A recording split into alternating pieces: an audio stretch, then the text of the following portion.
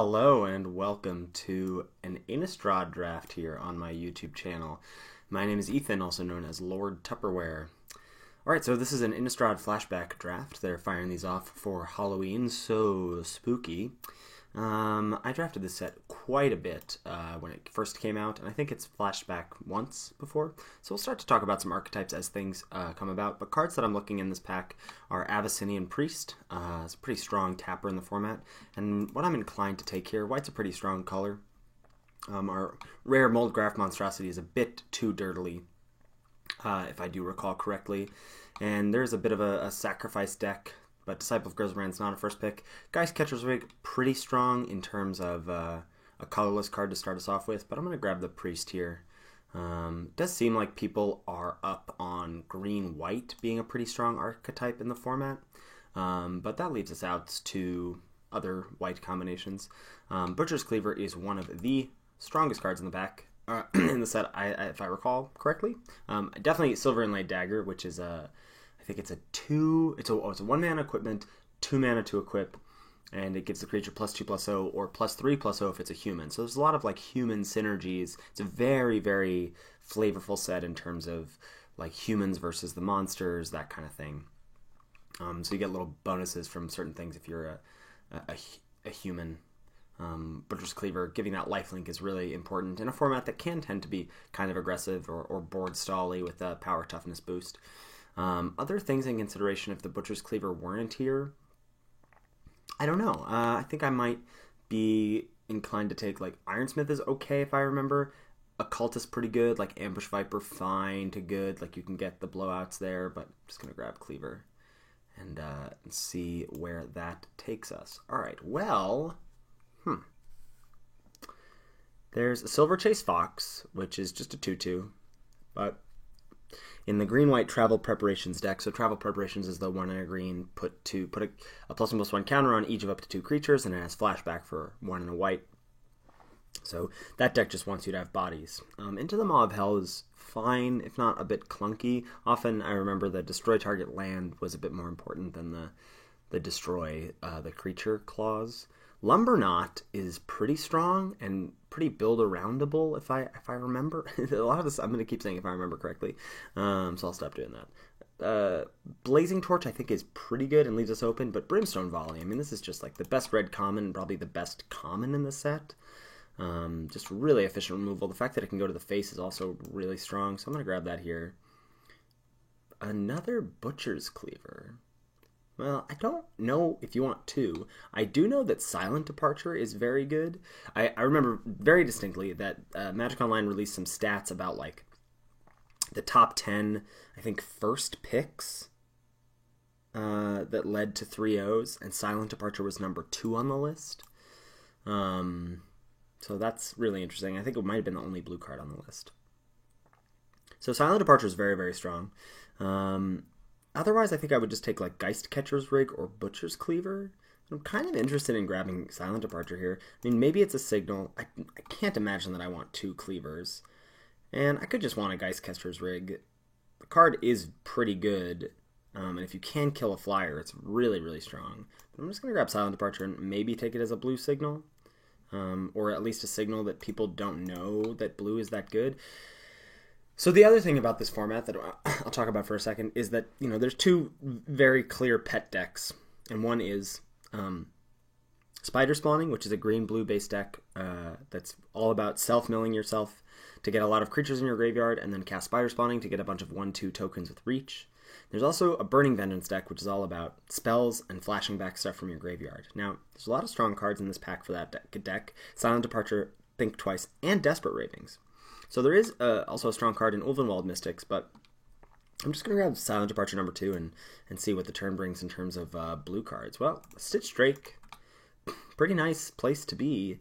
Again, we have no self-mill at the moment, so unlikely to have this out on turn 3, but we can figure things out.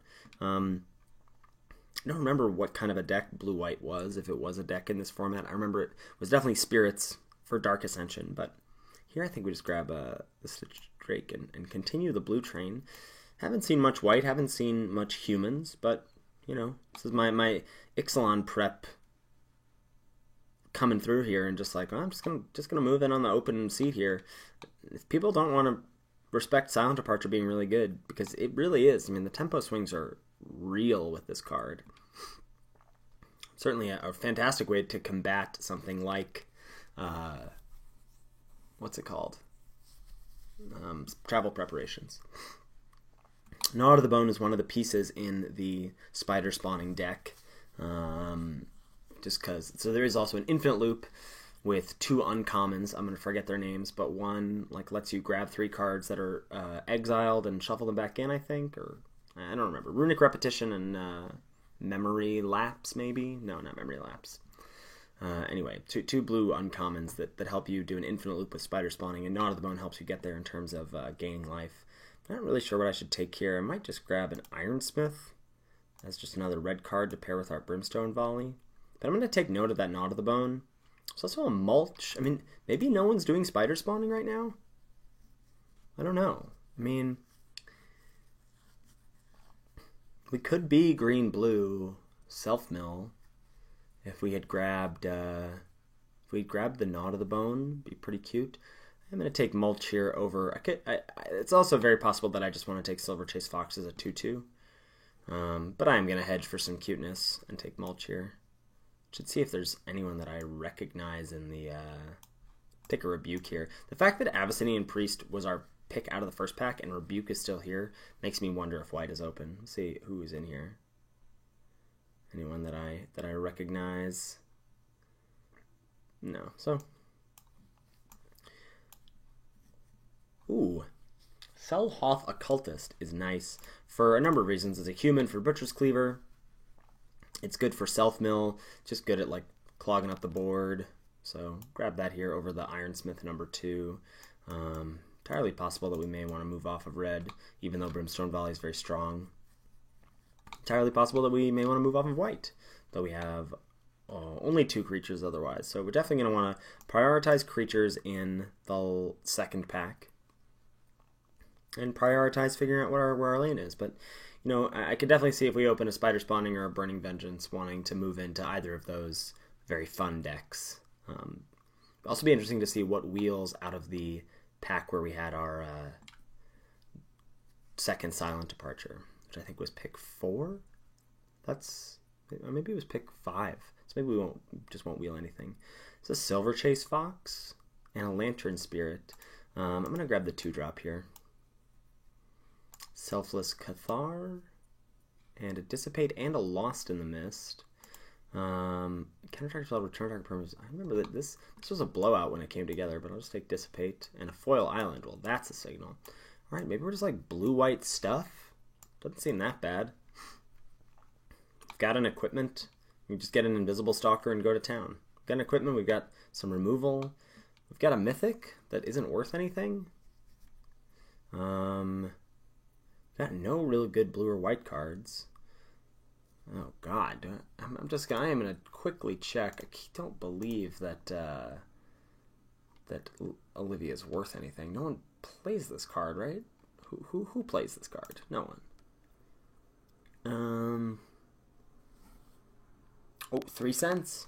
3 cents. So that's pretty good. If we're blue-white, I mean, Mauler is a little tough. So is Moment, so is Smite. If we're blue-red, I could take Geist Flame. I could take Geist Flame as a hedge also towards blue-red spells. Geist Flame was pretty good, I remember. Let's play a drinking game with how many times I say I remember, or if I remember. Let's do that. That'll be fun. Take Geist Flame here. Hedge back to red, maybe splash red, I don't know. There's a Desperate Ravings, which is good in blue-red spells if we get a Burning Vengeance. Otherwise, I could just take Bonds of Faith. I mean, there's some good white here. We could also drop the blue, I suppose, but blue does seem pretty strong. Double Silent Departure, I think, is quite strong.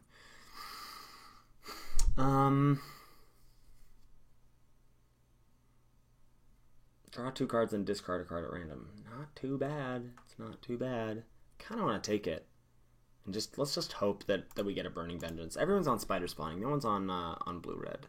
didn't see a ton of white, right? We saw an Abyssinian Priest and then Rebuke Wield, which means something, but not a lot. I don't think it means a lot. I'm going to take Ravings here.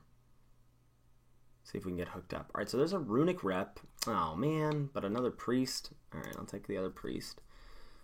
Let's also think twice if we just wanted to stick to our spells guns. But another Priest seems right to me as a maybe white's open kind of life. We'll see. Oh, wow. Very interesting. So we just got back-to-back. So Runic Repetition and Memory's Journey. These are the two cards that let Spider Spawning go infinite. There's another Stitched Drake, but there's also Stitcher's Apprentice, which is pretty good. It like enables Morbid. It's kind of like a random all-star in the format. I think I'm going to take a Stitched Drake here over it, but I think it's worth noting that it's here, and worth noting that these like kind of like blue-green graveyard cards are coming around, like Memory's Journey and Mulch. And man, if I'm in the one draft where we could have been, ooh, Mausoleum Guard is a great pickup. All right, that's gonna make me feel really good about going white. So this is a fantastic card, 4-mana 2/2 that when it dies you get 2 1/1 spirits. So it's great with something like a Stitcher's Apprentice that can sacrifice it to make it 2/2, yada yada. Armored Scab is a perfect way to get your graveyard full, but I'm just going to grab Mausoleum Guard here and solidify myself as blue-white, getting a strong card in Cloistered Youth here. Cloistered Youth is a 2-mana 1/1 that flips to a 3/3, makes you lose a life at the beginning of your end step, but Butcher's Cleaver can help us to mitigate that, and it's just a nice aggressive 2-drop. Another Occultist or another Fox. I think with 2 Drakes, I'm interested in another Occultist, and another Occultist makes me think about the Homunculus guy that the Stitcher's Apprentice that we just passed up. We've already got 4 2s and a 1, so I'm going to grab the Occultist here. Yeah, the Self-Mill is kind of important with us having 2 Stitched Drakes. Dissipate, not something I'm very excited about. Ooh, another Cloistered Youth. Heck yes. And this is nice, again, like Elder Catharsis. This is a thing that when it dies, you get a bonus. But I'm pretty happy with like having these aggressive 3/3s and 3/4s, and having like Priests to tap things down, Departures to get things out of the way.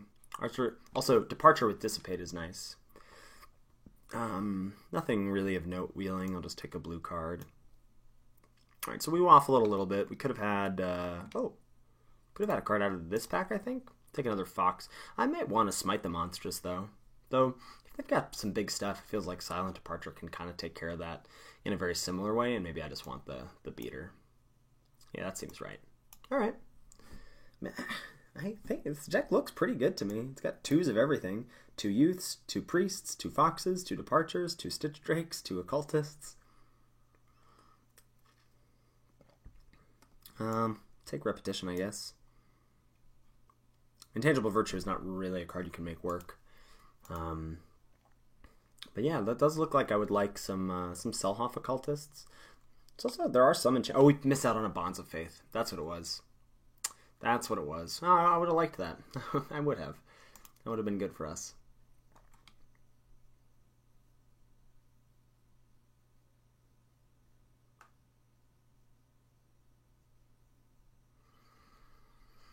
We round out these last couple of picks from Pack 2. What am I thinking about for Pack 3? I'd love a bomb.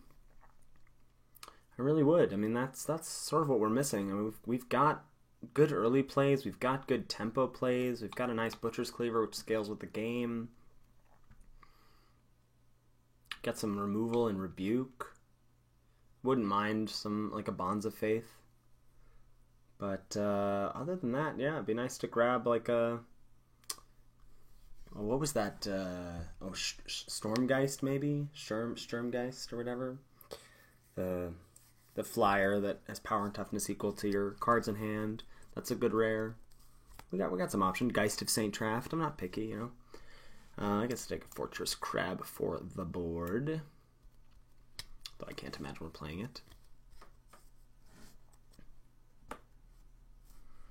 Someone disconnected? What's going on here?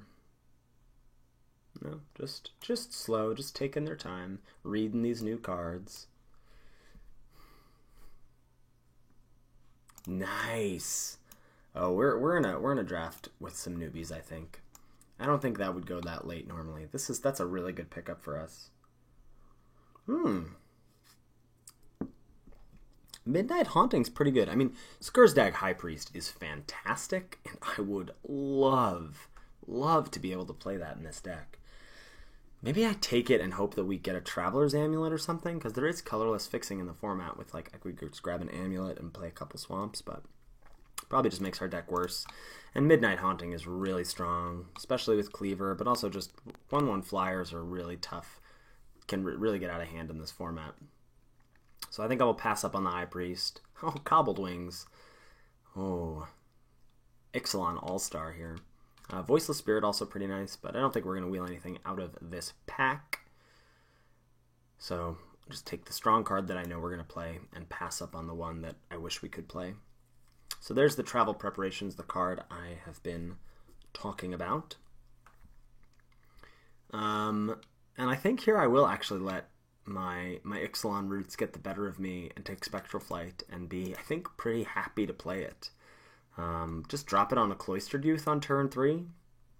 Seems pretty tough to deal with. I mean, you know, there is non-clunky removal in the format in black, and there is bounce in blue, but I think this card can get out of hand, and we've seen it do so in the current format, so let's see if it can do so in an older format.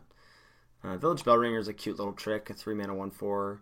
When it enters the battlefield, you untap all the creatures you control, so that's a card that you'd be fine to play, and it's another human that can wear a Butcher's Cleaver, so think about that. But I'm just going to grab Spectral Flight and not be too bummed about it. Alright. Galvanic Juggernaut is a house. Now, it's not quite like a bomb I was talking about, but it is really good. And the fact, so it's a 4-mana 5/5. It attacks each combat of Fable. That's fine. That's what you want to do with a 4-mana 5/5. Then it doesn't untap during your untap step, but that's fine because when another creature dies, you untap it. So Stitcher's Apprentice is perfect for a card like that. And also just like, it makes combat awkward for your opponents. So they then like not want to block your stuff, and then you're just like killing them, and tough to deal with. Another Selhalf Occultist would also be fine. We can like randomly just mill people with like a couple of Cultists and a couple Stitcher's Apprentices if we get to some sort of board stall, but I'd be surprised if that happened. I think Double Silent Departure is really exciting to me. This pack's kind of a whiff. I guess I'll take a Smite the Monstrous for the sideboard. I don't think that's a card you want in main deck.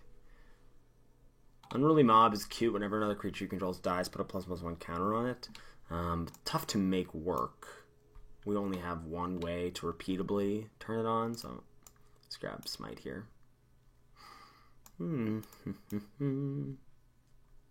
Pack's not going great for us so far, but I'm still hopeful. Really bummed about that Skursdag High Priest. That card is really strong.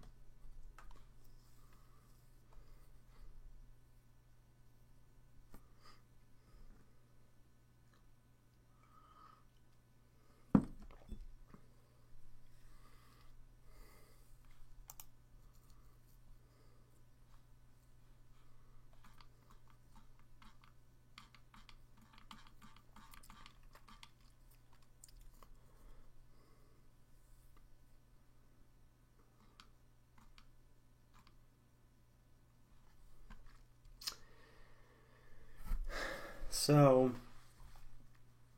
we'll talk about, I guess, the other decks that exist in Triple Innistrad. Blue-White not being one that immediately comes to mind. There's a Think Twice. If Voiceless Spirit were not here, I would just grab Geistcatcher's Rig, but Voiceless Spirit's pretty good. The 3-mana 2/1 first striker. Oh, right! There's the one white 2/3 flyer. That card is very strong. That's right, the 3-drop slot is really stacked in white. Because he's Voiceless Spirit, there's Midnight Haunting, there's the Village Bellringer, there's the 2/3, it's just Rebuke, a lot of 3-mana stuff. Let's grab Voiceless Spirit here. Nice! Getting a little bit of payoff here. Cackling Counterpart. Now, this is actually interesting. With our little beatdown tempo deck, I could see Cloistered Youth being better for us than Cackling Counterpart.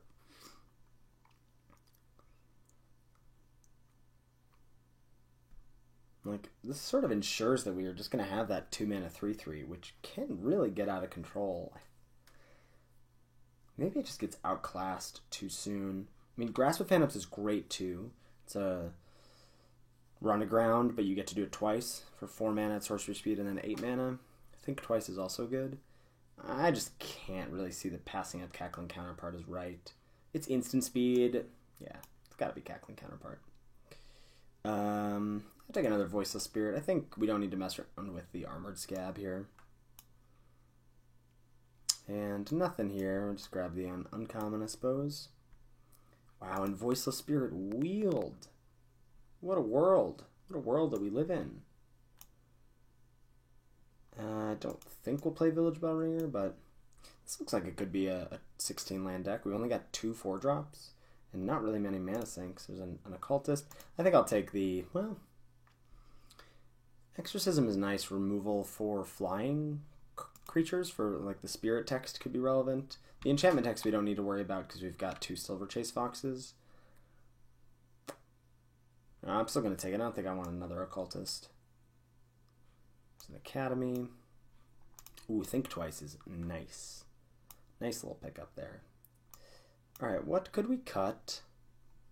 Could we cut an Occultist?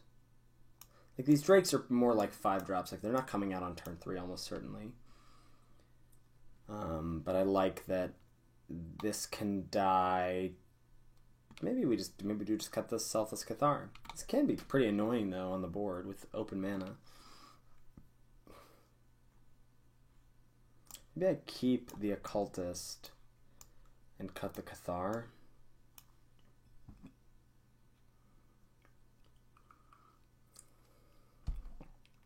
Alright, I kind of like that. Let's do that. Alright, and we'll go probably 8/8. Yep. The only thing is we do have 2 priests. Yeah, 16 is fine. 16 with a Think Twice is fine. We do have 2 priests and the Butcher's Cleaver for mana sinks and the Counterpart, but I think let's just run it like this. Alright, I'll see everybody for round number 1.